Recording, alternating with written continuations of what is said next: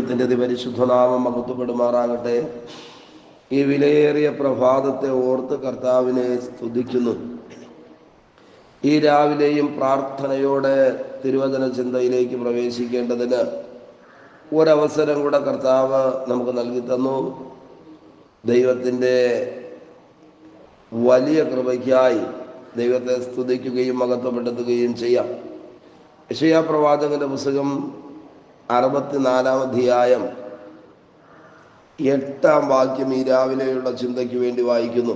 യെശയ്യാവ് 64:8. എങ്കിലോ യഹോവേ, നീ ഞങ്ങളുടെ പിതാവ്, ഞങ്ങൾ കളിമണ്ണും നീ ഞങ്ങളെ മെനയുന്നവനുമാകുന്നു. ഞങ്ങളെല്ലാവരും നിന്റെ കൈപ്പണിയത്രേ. പ്രിയരെ, ഈ അനുഗ്രഹിക്കപ്പെട്ട തിരുവചനത്തെ ഓർത്ത് ദൈവത്തെ മഹത്വപ്പെടുത്തുകയും ദൈവത്തെ സ്തുതിക്കുകയും ചെയ്യാം. ഈ രാവിലെ ദൈവം നമ്മെ നന്മകളാൽ നിറയ്ക്കട്ടെ. ഈ വാക്യത്തിനകത്ത് പ്രവാചകൻ പറയുന്നു, യഹോവേ, നീ ഞങ്ങളുടെ പിതാവാണ്. ആമേൻ. പ്രിയരെ, ഇന്ന് രാവിലെ നമ്മൾ തിരിച്ചറിയാതെ പോകരുത്, ദൈവം നമ്മുടെ അപ്പനാണ്, നമ്മുടെ പിതാവാണ്. അതുകൊണ്ടാണ് സങ്കീർത്തനക്കാരൻ പറയുന്നത്, അപ്പന് മക്കളോട് കരുണ തോന്നുന്നത് പോലെ ശിക്ഷിച്ചാലും ശാസിച്ചാലും അതിൻ്റെയും നടുവിൽ വെളിപ്പെടുന്ന ദൈവത്തിൻ്റെ കരുണയുടെ ആഴം വലുതാണ്. ഈ വാക്യത്തിനകത്ത് എഴുതിയിരിക്കുന്നു, എനിക്കൊരു പിതാവുണ്ട്, എനിക്കൊരു അപ്പനുണ്ട്. ഏതൊരു മക്കളും ജീവിതത്തിൽ തിരിച്ചറിയുവാനുള്ള ഒന്നാമത്തെ കാര്യം ഇതാണ്, എനിക്ക് ഒരപ്പനുണ്ടെന്ന്. അങ്ങനെ ഓരോ ദൈവവേദനും തിരിച്ചറിയുമ്പോൾ നിശ്ചയമായിട്ടും അപ്പനിൽ നിന്ന് ലഭിക്കേണ്ട സംരക്ഷണത്തെയും അനുഗ്രഹത്തെയും കുറിച്ച് ബോധ്യമുള്ളവരായി മാറുമ്പോൾ സന്തോഷത്തോടെ മുൻപിലേക്ക് പോകുവാനായി കഴിയും. പ്രവാചകൻ പറയുന്നു, നീ ഞങ്ങളുടെ പിതാവാണ്. ഇന്ന് പകൽ ദൈവിക ബന്ധം പുഷ്ടിപ്പെടുന്ന ഒരനുഗ്രഹിക്കപ്പെട്ട പ്രഭാതമായി തീരട്ടെ. ചെറുതും വലുതുമായ കാര്യങ്ങൾക്കകത്ത് മക്കളുടെ ജീവിതത്തിൽ ഒരപ്പനിടപെടുന്നത് പോലെ എത്രമാത്രം കരുതലോടെ സ്നേഹത്തോടെ ഒരപ്പൻ തന്റെ കുഞ്ഞുങ്ങളുടെ കാര്യത്തിനകത്ത് ഇടപെടുമോ, അങ്ങനെ ഇടപെടുവാൻ കരുത്തുള്ളൊരു ദൈവം. പിന്നെ താഴോട്ട് എഴുതിയിരിക്കുകയാ, ഞങ്ങൾ കളിമണ്ണാണ്. നമുക്കറിയാം, ഇതേ ആലോചന മറ്റൊരു പ്രവചന പുസ്തകത്തിനകത്തും എഴുതിയിട്ടുണ്ട്. കുശവന്റെ വീട്ടിൽ ചെന്നിട്ട് മണ്ണ് കുഴച്ച് ചക്രത്തിൽ വേല ചെയ്യുന്ന കുശവനെ കാണിച്ചിട്ട് തകർന്ന പാത്രം കുശവനെ എറിഞ്ഞു കളയാതെ തനിക്ക് തോന്നിയതുപോലെ മറ്റൊരു പാത്രമായി അതിനെ രൂപാന്തരപ്പെടുത്തുമ്പോൾ പ്രവാചകനോട് ദൈവം ഇടപെടുകയായിരുന്നു, ഇസ്രായേൽ ജനമേ, കുശവൻ ഈ മണ്ണിനോട് ചെയ്തതുപോലെ ഞാൻ നിങ്ങളോട് ചെയ്യും. ആമേൻ. നോക്ക, തിരുവചനം പറയുകയാ, ഞങ്ങൾ കളിമണ്ണും നീ ഞങ്ങളെ മെനയുന്നവനുമാണ്. ദൈവം നമ്മെ മെനയുന്നവനാണ്, രൂപഭംഗി വരുത്തുന്നവനാണ്. തനിക്കിഷ്ടമുള്ളത് ആയിത്തീരുന്നത് വരെയും പിന്നെയും പിന്നെയും പിന്നെയും പിന്നെയും അലങ്കാരപ്പണികൾ നമ്മിൽ നടത്തി നമ്മെ പൂർണ്ണതയിലേക്ക് കൊണ്ടുവരുന്ന നല്ലവനായ കുശവനാണ്. ആമേൻ. അങ്ങനെയാണെങ്കിൽ നാം ഓരോരുത്തരും അവന്റെ കയ്യിലെ കളിമണ്ണെന്ന തിരുവചനം എഴുതിയിരിക്കുന്നത്. പ്രിയരെ, ഇഷ്ടമുള്ളതുപോലെ മെനയേണ്ടതിന് വലിയ കുശവന്റെ കയ്യിൽ ഒരിക്കൽ കൂടെ ഈ പ്രഭാതത്തിൽ നമുക്ക് ഏൽപ്പിച്ചു കൊടുക്കാമോ?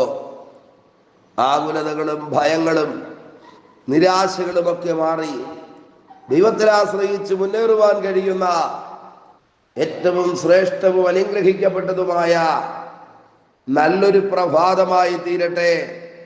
ദൈവത്തിൻ്റെ ആത്മാവ് നമ്മോട് ഇടപെടട്ടെ. ഈ വാക്യത്തിനകത്ത് പറയുന്നു, നീ ഞങ്ങളുടെ പിതാവാണ്, അപ്പോൾ തന്നെ ഞങ്ങളുമായിട്ടുള്ള വ്യക്തിപരമായ ബന്ധത്തിൽ നീ കുശവനുമാണ്. നീ ഞങ്ങളുടെ പിതാവായതുകൊണ്ട് ഞങ്ങൾ നിന്റെ മക്കളാണ്. അതേ സമയം തന്നെ നീ ഞങ്ങളെ മെനയുന്ന കുശവനായതുകൊണ്ട് നിന്റെ കയ്യിലിരിക്കുന്ന കളിമണ്ണാണ് ഞങ്ങൾ. രണ്ട് ബന്ധങ്ങളെയാണ് ഈ വാക്യത്തിനകത്ത് ഒരുമിച്ച് എഴുതിയിരിക്കുന്നത്. പ്രിയരെ, രൂപമില്ലാത്ത കളിമണ്ണിനെ സുന്ദരമായ ശില്പങ്ങളാക്കി മാറ്റുവാൻ, ഉപയോഗയോഗ്യമായ പാത്രങ്ങളാക്കി മാറ്റുവാൻ കരുത്തും കഴിവുമുള്ള ദൈവകരങ്ങളിലേക്ക് ഇന്ന് രാവിലെ സമ്പൂർണമായി ഏൽപ്പിച്ചു കൊടുക്കാമോ? അങ്ങനെയാണ് ഈ വാക്യം എഴുതിയിരിക്കുന്നത്. ദൈവം നമ്മെ മെനയുന്നവനാണ്. ഞങ്ങളെല്ലാവരും നിന്റെ കൈപ്പണിയത്രേ. നീ ഞങ്ങളെ നിന്റെ കരം കൊണ്ട് നിനക്ക് ബോധിച്ചതുപോലെ പണിയുന്ന ദൈവമാണ്.